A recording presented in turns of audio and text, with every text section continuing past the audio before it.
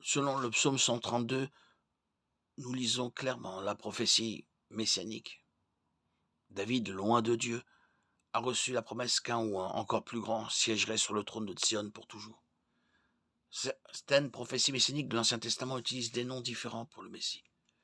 Par exemple, Ésaïe 42:1 parle du Messie comme du serviteur du Seigneur.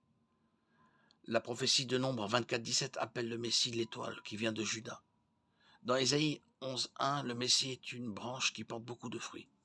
Souvent, le Messie est présenté dans l'Ancien Testament comme un roi qui régnera dans la justice. Zacharie 9:9, Jérémie 23:5. Certaines prophéties messianiques de l'Ancien Testament sont identifiées par les auteurs du Nouveau Testament.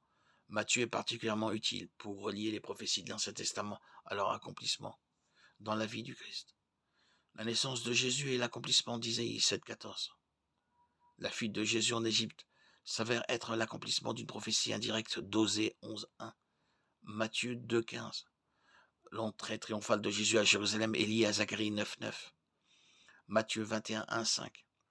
La mort de Jésus sur la croix a accompli de nombreuses prophéties de l'Ancien Testament, notamment Psaume 34:20 et Zacharie 12:10. À certains moments, Jésus a cité une prophétie messianique et l'a appliquée à lui-même.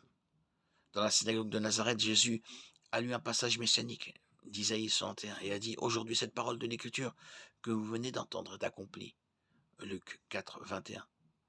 Juste avant son arrestation, Jésus cite Zacharie 13:7, affirmant que la prophétie est sur le point de s'accomplir. Matthieu 26:31. Il cite également Isaïe 53:12. Et lorsque nous étudions l'ensemble d'Isaïe 53, nous découvrons qu'une grande partie de ce chapitre correspond directement à la passion de Jésus.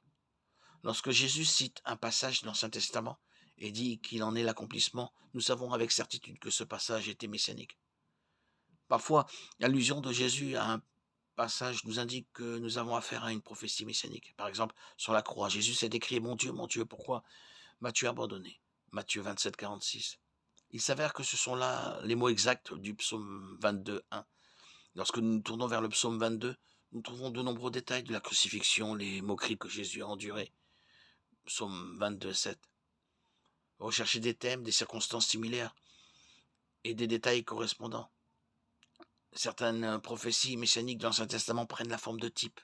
Les sacrifices de l'Ancien Testament sont des types précis du Messie, qui verserait son sang pour nos péchés. Le chandelier du temple, l'autel des parfums et la table des pains de proposition sont également des types clairs de la lumière, de l'intercession et la providence du Christ.